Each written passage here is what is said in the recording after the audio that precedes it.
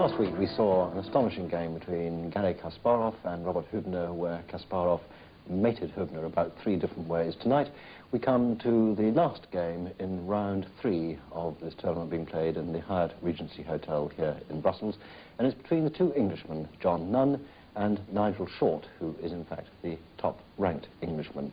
Now the interesting thing about tonight's game is that although Nigel Short has a slightly better rating than John Nunn in fact stands +5.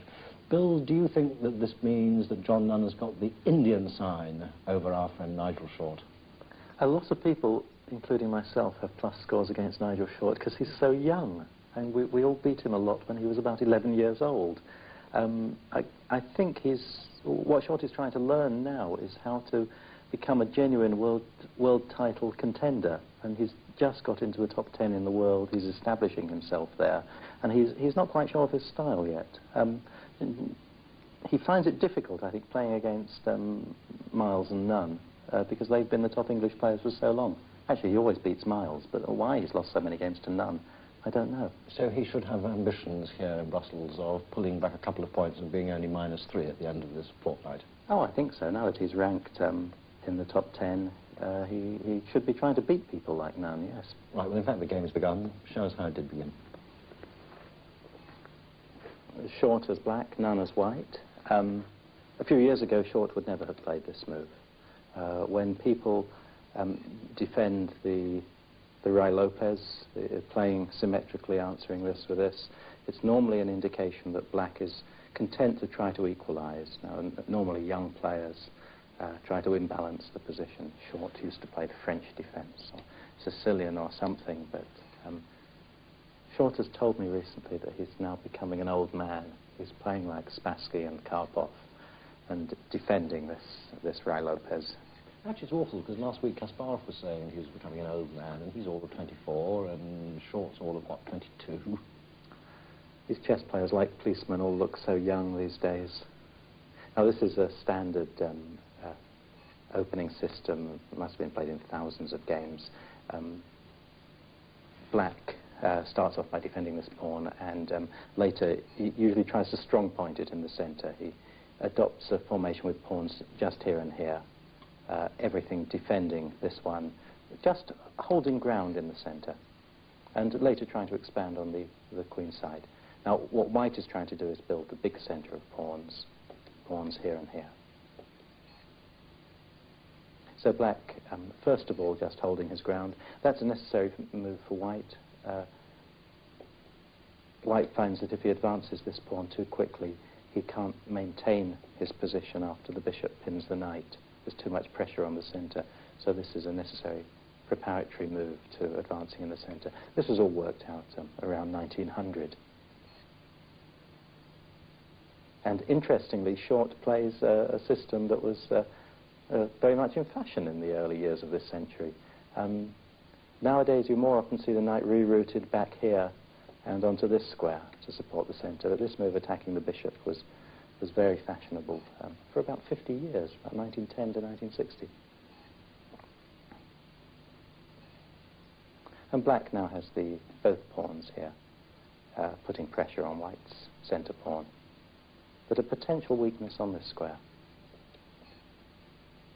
Now white was attacking this with pawn and knight, so queen adds to the defense on the diagonal. Now black has the choice, either to make some exchanges in the center. The real question in this sort of position is what's going to happen in the center. Either all of these pawns will get exchanged, which could leave black with an isolated pawn here, or a pair of the pawns could get exchanged. Sometimes it's white who makes the exchanges and then tries to bring a knight to this square. Sometimes it's black who initiates the exchanges. So, to Nigel Short playing black. My biggest problem with my opening preparation in this game was I didn't do any. And the good reason for this is that John and I decided to save ourselves lugging heavy suitcases around. So we only took half the books and we do our opening preparation together. Now, unfortunately, all the books are in John's room, so as I'm sure he's been preparing away quite merrily. Here I am, stuck, and so I think I'll play something a little bit unusual. Knight c6. Well, this move is a surprise to me. I've only been playing these mainline Spanish positions for a couple of months. Previously I played all sorts of eccentric and dubious rubbish. But now I at least know that my first few moves are okay, even if the later ones probably aren't. But this move is slightly unusual. It looks very logical here to play d5. Normally closing the centre is not such a good idea because it releases some of the pressure from black's position. But I gain time by attacking his knight, and this might make the difference. Anyhow, I'm sure we'll be on our own within a few moves in any case, so I'll play d5. Now, one of black's biggest problems in the closed Spanish is this knight which is attacked on c6, because frequently it gets left out of the game, sort of wandering around on a5 and b7, going nowhere in particular. But one of the advantages of the move order which I've played is I can retreat my knight to d8, and then I have some possibilities with regrouping it on the king side later. So knight d8. I think my main area of attack must be on the king side, but I'd also like to seize control of the a file as well if I can, being a rather greedy person. I could do that by playing a4 immediately, but I don't suppose it makes very much difference whether I play a4 now or next move. So I'll keep my options open. I'll play knight f1. That's interesting. I expected a4. Well, there is a standard plan here, which is similar in a way to check Benoni positions, and that's to play for the move f5. And in order to achieve that, I must remove my knight from f6 and prepare it with g6. So, logical move here is knight e8. I think I'd better go about getting this a file now, because if I don't do it now, it might go away. So I'll play a4. So just a harmless transposition. He's threatening to take on b5, so I'll cede the a file. I'll just rook b8. The only logical continuation is to take on b5. I have course recapture with the pawn. I think it would be in my favour to have a closed position on the queen side. I might be able to do this by playing b4 here. Then he'll have to worry about the possibility of my taking on c5. So sooner or later he'll probably have to play c4, and then we'll get a block pawn structure on the queen side, which is what I want. So I'll play b4 and see whether or not he replies c4.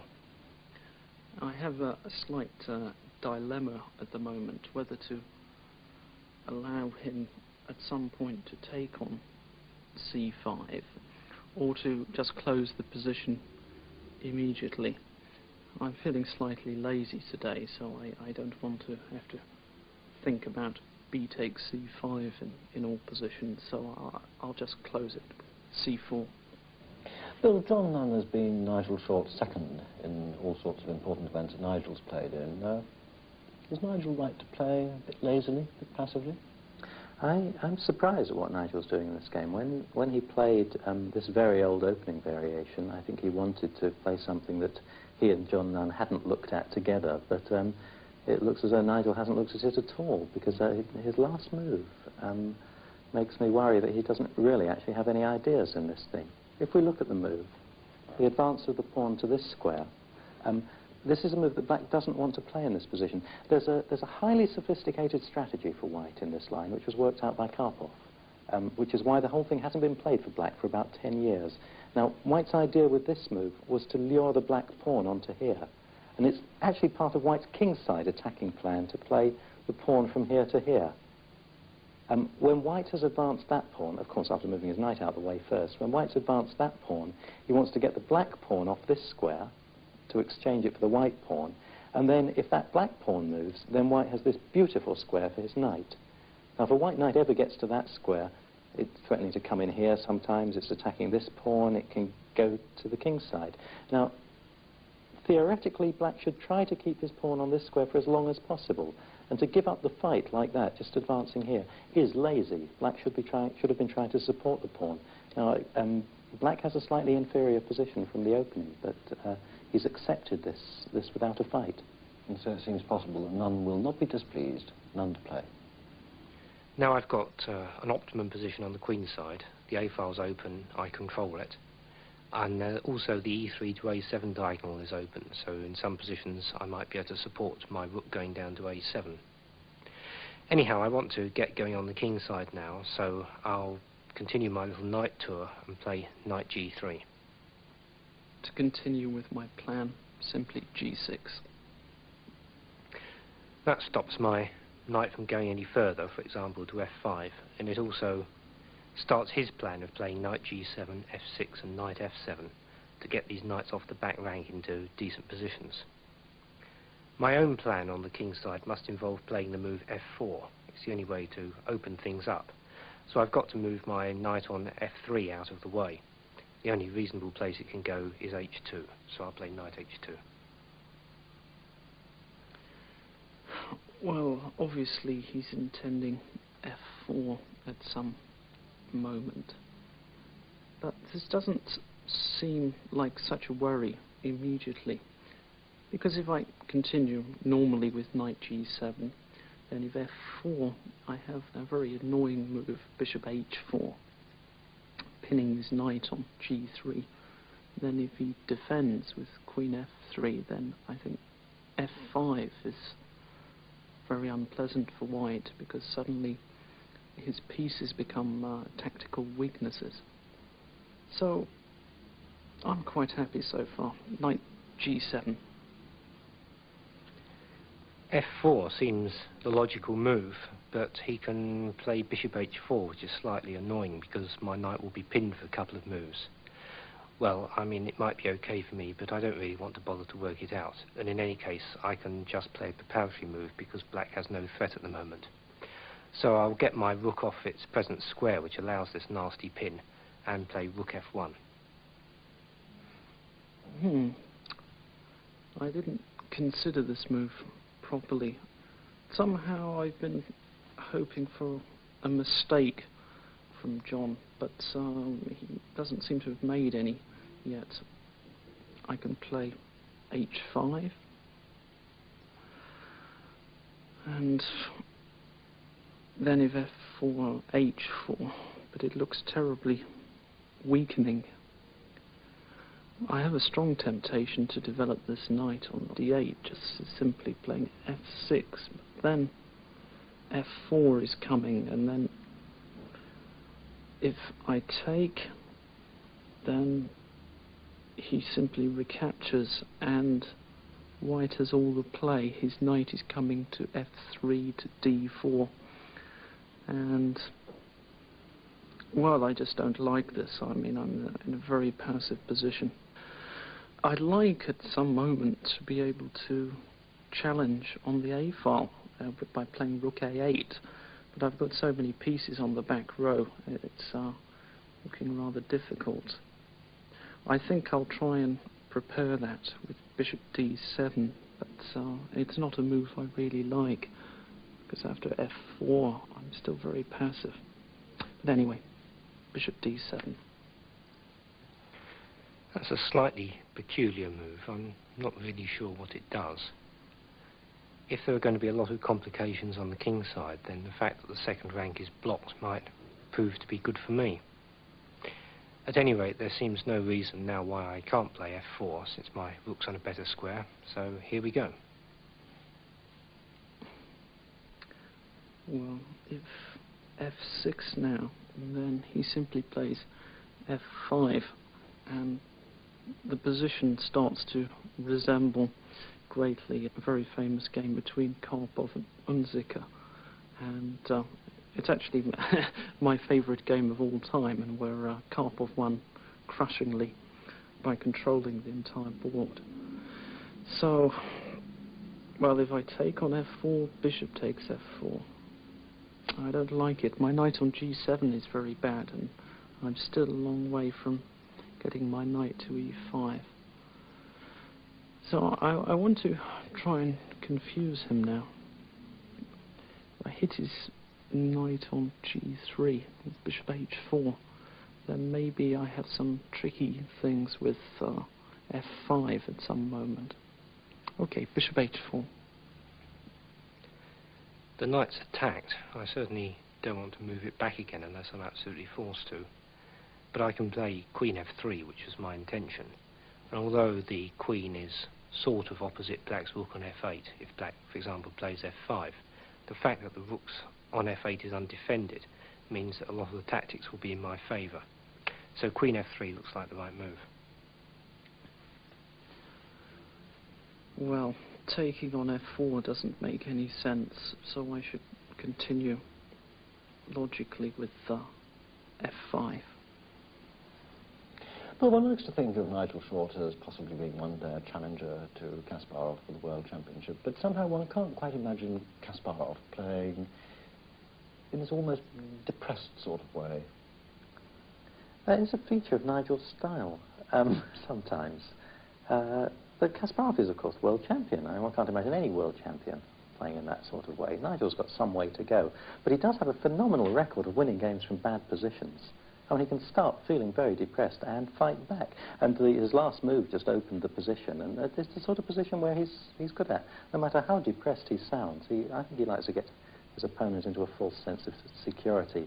Because the crunch is coming now that lines are becoming open. So it's Nigel Short's second John Nunn to play. Now it becomes sharp. I've got to start calculating concrete variations. Let's suppose somehow that these pawns are all exchanged in the centre and that he keeps recapturing with a pawn whenever possible. So I'll worry about the order of these later. Then in the resulting position, which is like this, only that the pawns at e4, f4, d6 and g6 have gone, I've got a combination. I can play knight takes f5. Then if he plays knight takes f5, I've got queen g4 check. If he plays bishop takes f5, I've got g4. And if he plays rook takes f5, I've got bishop takes f5, bishop takes f5, g4, e4, only move, or else mate on f8, queen f4. Now after the exchange of queens, both the f5 bishop and the rook on b8 are hanging. So how should I make these exchanges? Well, if I play e takes f5, he can take on g3 and then play bishop takes f5, which stops me from taking on e5. So I should make the other capture first. After f takes e5, if he recaptures with the d-pawn, then I take on f5. So the only way you can throw a spanner in the works is to answer f takes e5 by f4. Well, I'm sure I must have something good there. I can even play the piece sacrifice knight f5, and then after g takes f5, queen takes f4, bishop e7, e6, followed by taking on f5, with 3 pawns in attack for the piece. Yeah, that looks good. I'll play f takes e5. It seems like I've had another attack of brain death, because I intended to play f4 at this moment, but he can simply retreat the knight to e2, and then I recapture on e5. And then g3 is rather unpleasant. I can sacrifice a piece with bishop takes g3, knight takes g3, and knight f7, intending knight g5. And then maybe knight g4. Oh, well, in that case I'm reduced to capturing this pawn, which is not what I intended. I'm afraid that e takes f5 is going to be very strong for white, but, I mean, what can I do? I have to recapture. d takes e5. It's starting to look rather good for me now. I take on f5, and if he takes with the pawn, I have this combination with taking on f5. But on the other hand, if he exchanges on g3 first to stop the combination, then without his black square bishop, his king is going to be very exposed. Yes, I'm beginning to like this now. E takes f5. This is very uncomfortable. Of course, I'm starting to miss things left, right and centre here. I'd like to play bishop takes g3, queen takes g3, bishop takes f5, which is the positional approach, but unfortunately this allows knight g4, and then the undefended state of my rook on f8 becomes of major importance. I can't take on c2, knight h6 check, and then rook takes f8 mate. And the threat of knight takes h6 and my undefended e-pawn just means that my game is completely lost. Well, if I take on f5, I mean, he has numerous things here. I mean, even knight g4 is very strong. Well, I really don't like this position. Also, I'm running very short of time here. Well, if I take on g3 and play knight takes f5, I mean, this looks horrible because without my dark squared bishop, I'm incredibly weak, especially on the king side, but at least I have some activity then. Okay, give it a try. Bishop takes g3. Recapturing on g3 is forced. Knight takes f5. Where should the queen go? It's a toss-up between f2 and e1, really. e1 attacks the pawn on e5, but f2 pins the knight for the moment. Also on f2, the queen can perhaps go to c5 in some positions, or maybe even support rook a7. Yes, queen f2 also threatens just something like knight g4 followed by bishop g5. That looks the right square. I thought this move was a mistake, because he has some ideas with queen c5 and rook a7, and maybe at some moment. Now I can develop my problem child with a concrete threat. If I play knight to b7, this rules out possibilities of rook a7 and queen c5, and then I have a counter threat of knight d4 hitting his queen on f2. So I thought maybe he should have played queen e1, but I don't know what he's planning. Maybe just knight f3 after that. I don't know. I think this move's a mistake. Knight b7. So the knight finally gets off the back rank. Well, the move I'd really like to play here is knight g4, because it means I can answer his threat of knight d4 with knight f6 check. After knight g4, I have all sorts of threats, bishop g5 for example, perhaps rook a6. But now I see that knight g4, perhaps he's intending to play h5. Yes, that could be a bit awkward. If the knight moves, again he's got knight d4. But one moment, after knight g4, h5, I've got rook a6. Oh, that's a really lovely move. If he takes the knight, well, it must be mate. And on the other hand, if he blocks the 6th rank by playing knight from b7 to d6, then my own knight can just take the pawn on e5. Yes, that looks really crushing. All my pieces would be cooperating in an attack against his king. So, knight g4. What the hell is he doing here? If I just play h5, then knight e3, knight d4. What's he doing? I really don't understand. Surely he should have played knight f3, but even then I have some chances. Well, I don't have very much time, so I'll play it quickly. h5. Ah, yes. Now, is rook a6 really as strong as I think? If he takes the knight, rook takes g6 check, knight g7's forced, rook takes g7 check, king takes g7, bishop h6 check. Then if king takes bishop, queen h4 check and queen h7 mate. On the other hand, if the king goes to the back rank, then queen takes f8 check and rook takes f8 mate. Yes, this looks really crushing. Rook a6. My goodness, where did that come from? Oh, that's stupid, because I just simply overlooked this move. I see if I take on g4, then rook takes g6 is leading to forced mate. Well, what can I do? Knight b d6, knight takes e5. King g7, he can play bishop h6 check. Oh, this is terrible. Well, I suppose it's not so surprising with all these pieces aimed at my king. No, this is clearly lost. I mean, knight b to d6 is as good as resigning, so, well, let's take a piece and pray. H takes g4. So, rook takes g6 check.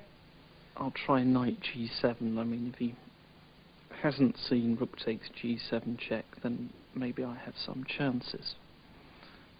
Queen h4 I can exchange on f1 and perhaps play bishop e8, but I mean, I'm certain he's seen it.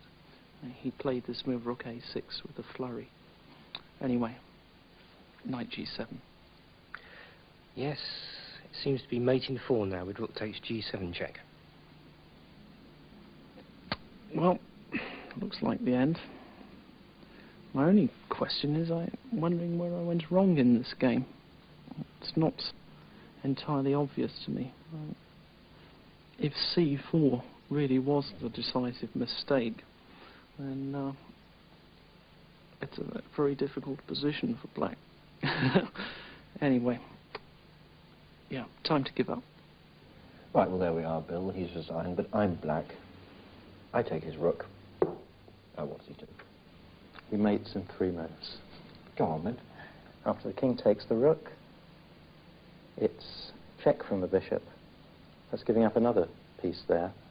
Now, if black's king moves backwards, then white gives up his queen as well. Queen takes the rook with check.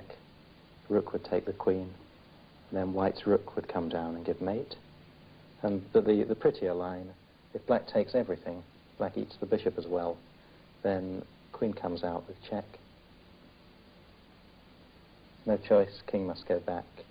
And then the last check is mate. Queen protected by the bishop, and the rook covering the open line.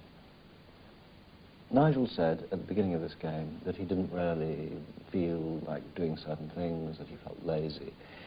What always fascinates me about watching Kasparov, the world champion, is that he never, ever gives the impression of feeling lazy, even if he's completely exhausted. Chess is always a mixture of routine and inspiration. Sometimes you have to recognize that there is only one good move in the position, and you have to recognize the sort of position, and you sit there and work until you find it. Kasparov does that every move. He wants to play the best move every time. He's not going to make any concessions to practicality. Now, in the game we just saw, we saw several lazy decisions by Nigel. He played moves that looked okay, that he just felt were fine. He just didn't he seemed to play without energy. Where Kasparov gets his energy from, I don't know. It's not possible to think that hard for 5 or 6 hours a day. And it seems to me that Kasparov has worked very hard to study positions, to learn moves, to be able to play almost automatically from back references. It's more Kasparov's work rate actually at the board that impresses me. I mean, his knowledge is phenomenal, but seeing the work he puts into while he's playing, that's what's really impressive. Bill, thank you. Right, so John Nunn wins yet another game against his old friend and rival Nigel Short. He now stands +6, and that leaves the position looking like this at the end of round 3 in this tournament. The world champion,